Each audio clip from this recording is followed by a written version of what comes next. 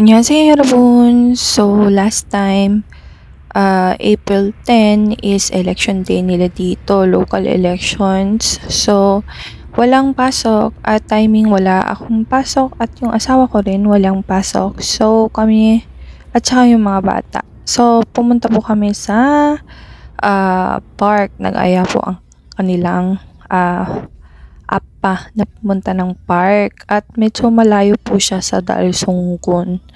And doon po ay isang, sabi nila, private property. Hindi ko po masyadong na-search. Pero isa po yung park na ginawa para sa isang sikat na lolo dito sa Korea.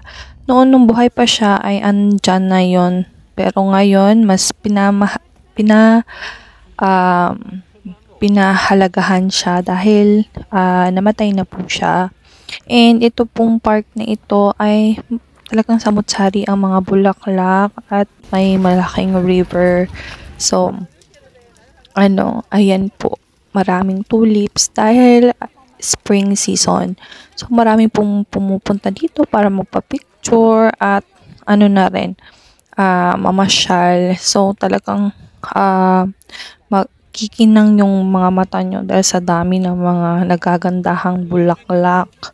And noon po, wala naman kaming naabutan dito na nagbasking. Pero ngayon, may nagpa-perform na mama dito. Nag-gitar siya, kasama na rin ng all-over performance. Kumakanta rin siya. Pero mag-isa lang siya. And ayan nga po, para hindi po kami mahirapan, ay nagdala po kami ng wagon ba tawag dito? Ayan.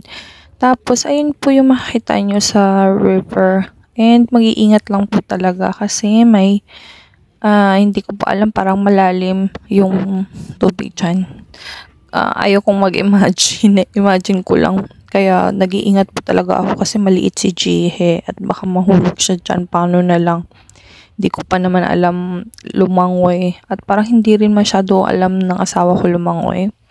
And marami nga dyang samot-saring cherry blossoms and yung iba ring mga trees, and pwede ka po dyang mag-walking. May fountain na rin. And pwede nyo pong i-view. Ayan po yung sinasabi ko ng basking na mama. And tuwang-tuwa sina Juwa at Jihe. Gusto raw nilang bumalik dito. Napakalayo. Kailangan ng kotse. Hindi ko rin alam kung paano mag-bus dito. Pero po pwede siguro. And ayan po, parang nag one round lang kami dyan. Then hinayaan namin silang dalawa. Pero panay, kahit nagtitake ako ng video sa kanila, sinicheck ko rin kung baka mapunta sila sa gilid. Alam nyo naman, maliliit. And kailangan mag-ingat lang para sa mga bata. Nakakatuwa rin dito kasi may samut-sari ring mga tindahan na mga traditional na snacks na pwede nyo pong i-check at pwede rin po kayong bumili. And bumili nga po kami ng traditional snack dyan. Ayan, nakakatuwa yung mga nagsusunod na mga makulay na puno ng cherry blossoms at ibang variety. And meron rin po dyang mga ibang mga statues na talagang nakakatuwa para sa mga bata. And po pwede talagang magpa-picture. Huwag lang mag-pick ng mga tanim dyan. May mga nakalagay naman na mga signages. At yan po yung sinasabi ko sa inyo na parang mga traditional snacks nila na pwede po kayong bumili. And nakakatuwa po kasi tinatangkilik naman syempre ng mga namamasyal. Kaso lang, yung mahirap lang po dito is yung CR. Kahit may iilang CR sila, mga 5 cubicles siguro, pero isa lang yung okay.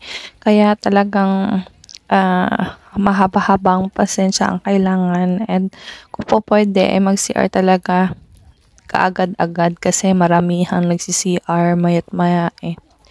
Yung iba sira na hindi na na-maintain kasi private property ata raw to. And walang siguro masyadong naka-assign na mag-maintain sa lugar, lalo na para sa sa CR. Ayan po yung road kung saan nyo po mapupuntahan yung park. And ayan nga po, 1 round lang kami at bumili kami ng snack. Then, pauwi na kami para naman makapagpahinga sa mahaba ang biyahe. Ayun lang, maraming salamat.